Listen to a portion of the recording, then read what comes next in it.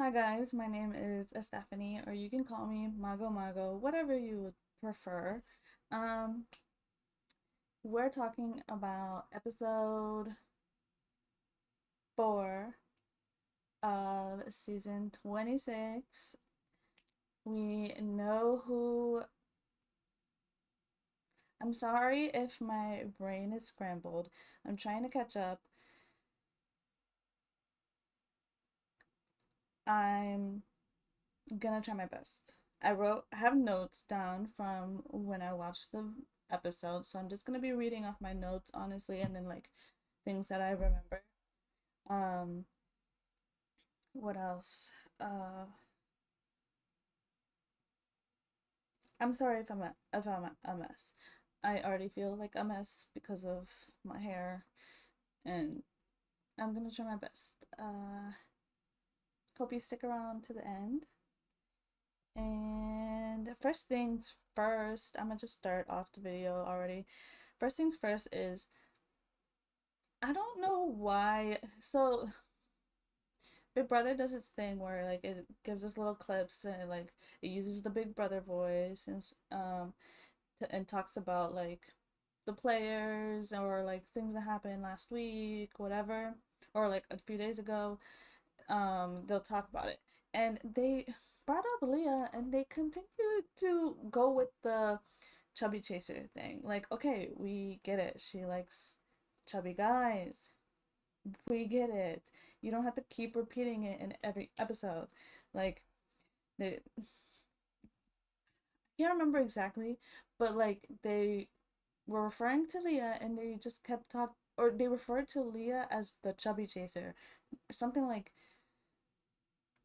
and can they beat the chubby chaser or something like that. Like they referred to like instead of just like I just why is this like her shtick that she's a chubby chaser? Why? It's baffling to me that they keep talking about it. It's not that big of a deal. Um, I wrote down that I feel the episode was making me feel really bad for Kimu at first because like he just got nominated and he was talking about how he got bullied, the whole he's gay, living in with a family that's very religious, and how like being nominated was bringing back memories of those times whenever he wasn't really feeling accepted, and I felt so bad. Like production did this thing with like showing us the like his raw emotions, and like cuz like production could have decided to not show us that, but they showed it to us, or they could have, I don't know. I just it made my heart sorrow for him. Like I was sad when like knowing that he got nominated, and like in the episodes you don't even get like a reason, and even in the live feeds we there's not really a reason other than people said that they don't talk like they haven't been talking to Kimu about strategy. Like Kimu's not playing, so they were like nominate Kimu. So Angela was like, well, if everyone keeps saying Kimu, so I'm gonna nominate him. But you don't really like in the episodes, you don't really know why he got nominated. He just got nominated, and you're just. I feel like casuals are probably like, why did this random guy um get nominated? And maybe they're like, oh, it's because he's a random guy, like he's a nobody. Like we barely even heard anything from Kimu. Um, Next thing is Kenny's ego, his whatever you want, pride. It's way too high, way too high. Cause he was like, oh, um, it sucks that I'm nominated, but Angela did the best for me, like nomination wise, being nominated wise. I got paired up with people I could totally beat. Like, he didn't say it like that exactly, but that's basically what he was saying. He was saying, like, Kimu, I can beat him. Lisa, I can beat her. And Kenny needs to check himself and be humble. Sit down, be humble. Next, Angela needs to stop crying. I get crying in the Big Brother world, but when you're the HOH and you're crying the most out of everyone, it's weird. Like, yeah, you feel bad that you have to nominate people, but you don't. But Kenny wise, you don't care. Obviously, you're gonna put up a face and make it seem like you didn't want to nominate him, but you just had like you had to put someone's name up. Um, and like I know maybe she was using the tears as a ploy to like maybe it's part of her strategy to cry, but sometimes it's just too much. You gotta save the tears for certain occasions, and I don't think this was like an occasion for it. Um, I hope this isn't. I don't know if this was in a different part, but okay, yeah, I'm gonna just go here. Uh, Angela is very petty, and I love her. Honestly, she's very petty. She clocked MJ Mackenzie. Whoever doesn't know that Mackenzie's nickname is MJ in the house. She clocked MJ and Matt almost immediately. I think in the feeds, like on the feeds, I wasn't watching the feeds during that time, so I didn't catch it. But everyone on Twitter is saying like she caught it like immediately. She saw them in the storage room and she knew immediately that Matt and Mackenzie were gunning for her, and she was right.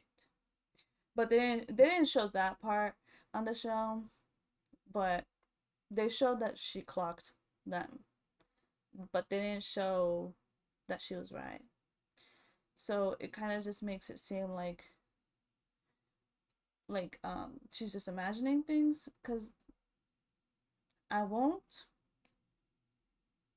I won't lie. Angela does make up things in her head. Like she'll see somebody walking with someone else and be like, "Oh, they're scheming. They're scheming against me." Like she'll see like somebody will come up and talk to her and then go downstairs and talk to someone else and she'll like, "Oh, everything they said to me was a lie." When it wasn't. Um, but there's I don't know. Other, she's right about some things and wrong about others. But the first time she clocked someone was like she was right. She clocked it immediately. Um, she's very obsessed with the cams. Like obsessed where it's like, girl, what are you gonna do once you don't have the cameras? You're not gonna be HOH forever. What are you gonna do once you don't have that television? You can't just sit and stare, people.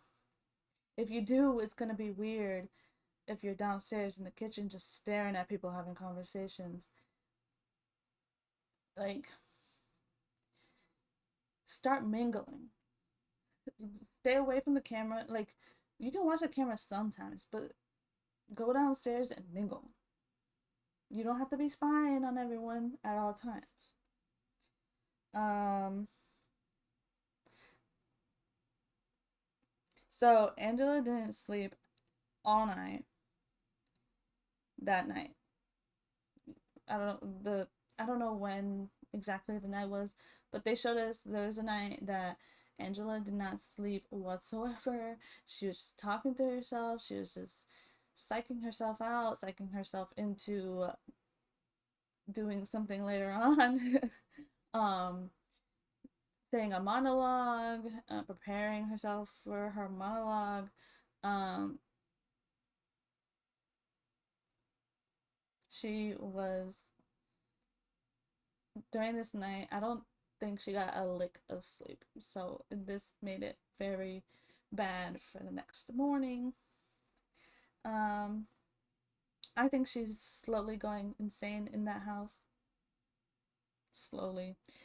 Maybe once she's not HOH, it'll get better because she'll be forced to like be around people.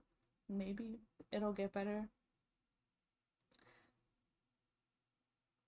Oh, I did write down I said not production showing that Matt not production not showing that Matt was targeting Angela. I found that I wrote that down because I found it weird. I was like, why are they showing Angela targeting Matt? And they're not even showing that she's also targeting MJ. But like they're making it seem like she's just focused on Matt. Like she's very focused on Matt. Yeah, I'll give you that. But she also like is not only gunning for him. She's also gunning for Kenny. Like, but her priority is Matt. But there's a reason for it. Like she's Matt is also gunning for her. Like Matt wants her out. Next thing is they need us production needs to stop shoving romances in our face. It we This show is for like it's gonna last a while. Look at Twitter, look at social media, and see what people like. See if people like these two people, and then you can show us more clips of them two being cute. But don't if like don't try to play matchmaker. Everyone, myself included, we could tell that y'all picked Matt and MJ Mackenzie to like fall in love. You wanted them to go to each other. You wanted them to like a magnet immediately, and they kind of did, kind of. MJ was showing very much that she was not into it. She did not really want to do it. Um, but production just tries to like the episode how they have barely any material to work with, and even what they did give us was like nothing. Like I didn't get chemistry from it at all. I To me it just seemed that MJ wasn't into it. Was not into it. And that they made MJ go into, and maybe even Matt, they made them to go into the DR because they have to go to the DR, but they probably only asked them about the showmans. They was like, oh, so how do you feel about Matt? Oh, so how do you feel about MJ? Tell us more. Tell us more. No, don't talk about strategy. Tell us about your showmans. Like that's what it feels like. Like that nobody that even to them, the players, they're like shoving the showmance in their face, saying like it's gonna happen. We're gonna have a showmance and it's gonna be y'all too. It's not gonna be Corey in America. It's gonna be y'all too. If you watch BB25, you know that production did not want Corey in America to happen. I think they did not even think it was gonna happen, and once it did happen, and once they saw the chemistry, they were like, we do not want to show this nerdy ass guy scoring a beautiful Latina. Like,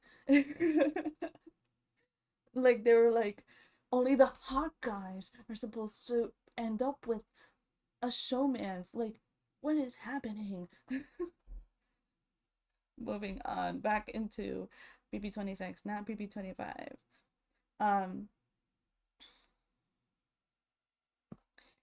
so MJ tells and we get a little shot of MJ, Matt, and Leah, and they're in the fairy room, the pink room, the unicorn room, whatever you want to call it, and they're talking, and then they're like, Matt's like, if I had the advantage, I would tell you guys, and Leah's like, yeah, who has it? And then it's just like an awkward like, MJ looking at them, Leah and Matt looking at her, looking at me.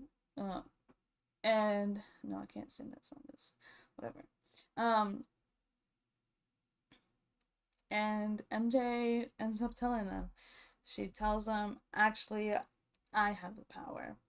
And she tells them everything. She tells them like that she has the power, what it does, and yeah.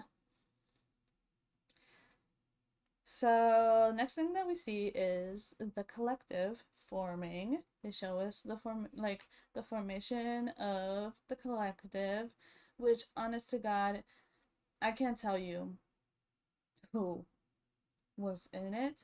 I can just tell you that almost the majority of like more than half of the players were in it. It was like 9 people. Maybe 10. And I cannot name you. I can name you a few. Chelsea, Cedric, Cam, Angela, obviously, Joseph, Quinn, and that's where it stops. I can't tell you. I can't remember who else was in it. Maybe Brooklyn. I'm not sure. um, but me knowing who's in it doesn't even really matter because it immediately blows up. It immediately is no more because when they decide to form the alliance without Angela in the conversation, without Angela like being there. And what's wild about that is she's the HOH. And even if she wasn't the HOH,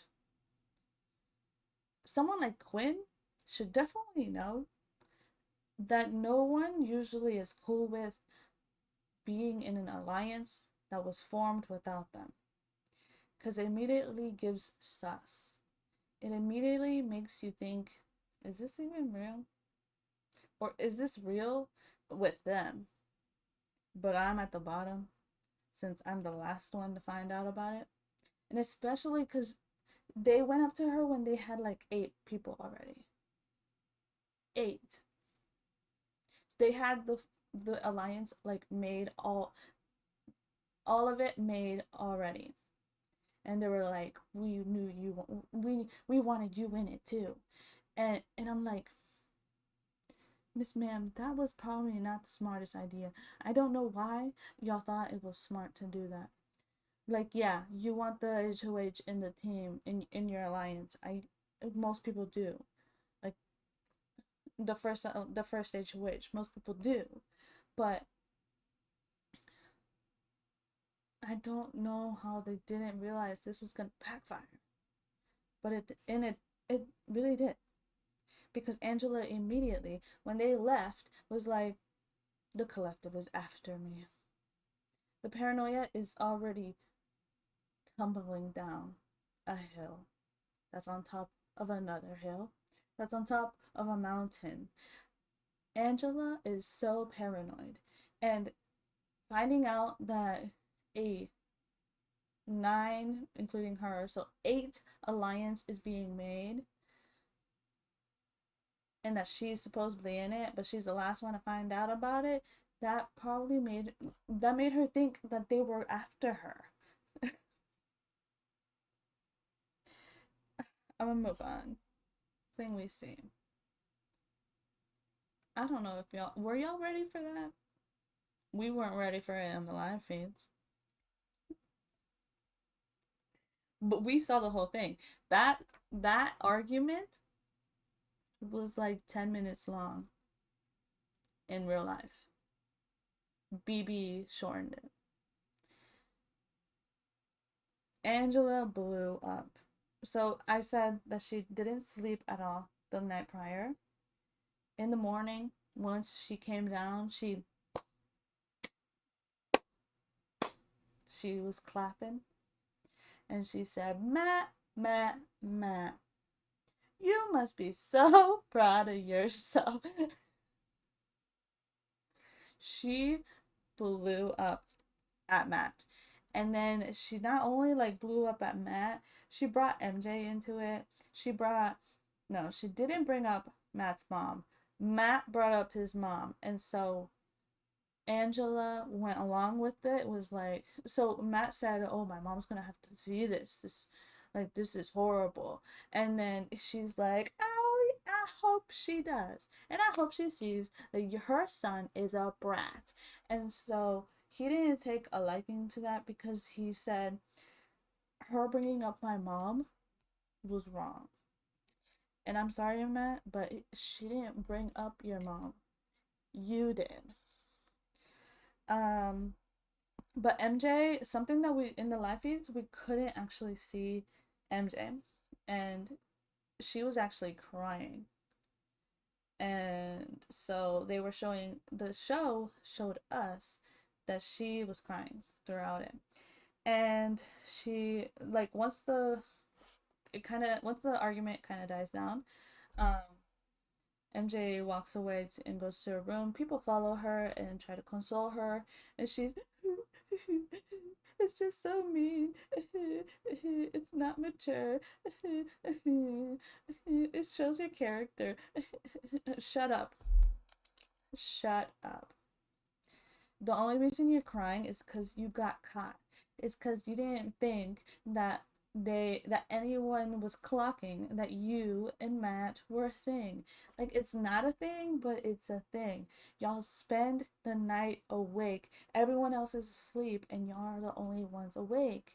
That's enough. America and Corey were doing that. But they are like everyone knew about them. And they knew that everyone knew about them. The thing is, you're trying to make it seem like it's not a thing, but it's a thing. And that's why you were crying. You were crying because it was getting shoved in your face that you were playing badly. It's I'm a little bit there. Matt, I do feel a little bad about him crying about his mom. Like I don't feel bad about MJ crying because she's crying. To me, it's giving she's crying because she got caught. That she's in a showmance, and it felt probably like her game was being blown up. But Matt, I did feel like he was actually crying because his mom was gonna see these clips, and then it might end up on the show, and Joseph even said, "Oh, that's gonna end up on the show." So if Matt heard that, he was probably just like, "Dang, my mom is gonna see this older lady just like plowing into me and like saying these awful things about me, and that he doesn't believe are true, but some of it is kind of true, and some of it is exaggerated."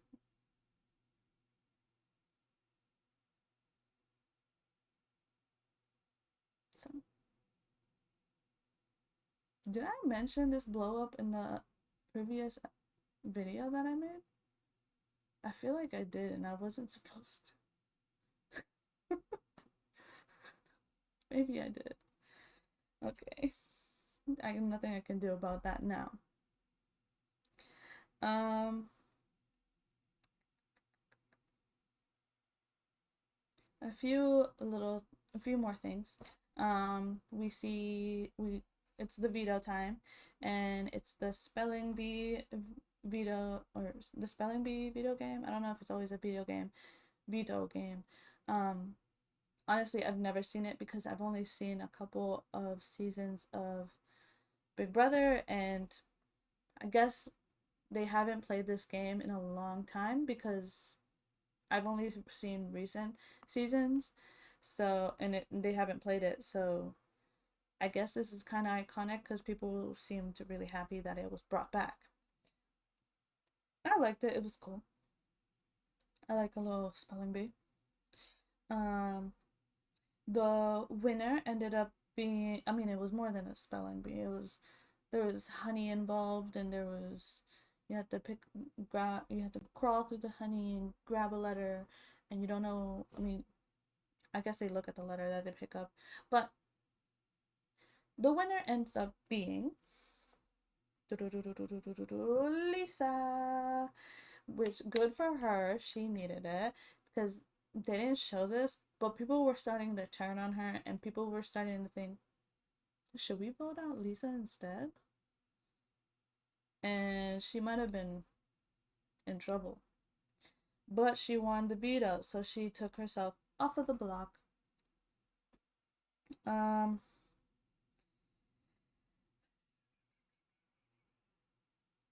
Something I didn't write down, but Matt really did want to play this veto. He really, really did want to play the veto because he doesn't want. So we know that he knows about MJ's America's veto, but he didn't want.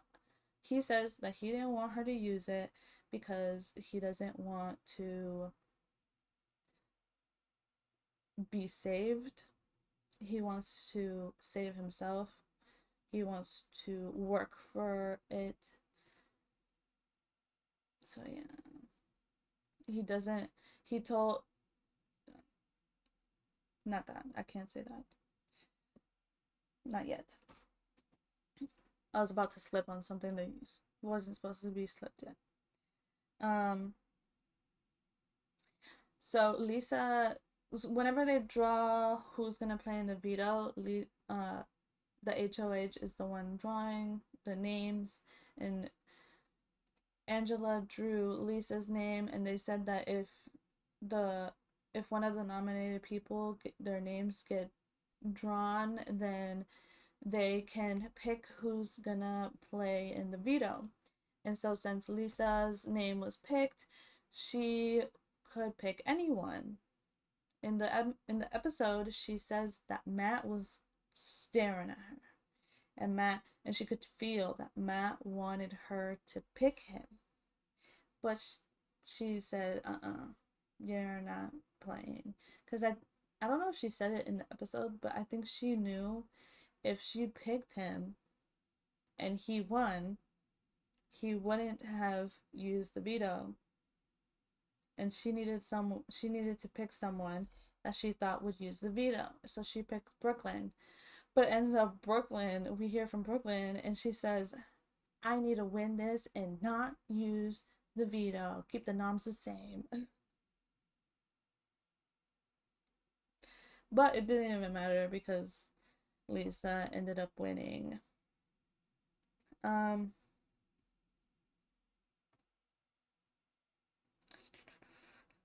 I'm reading my notes a little.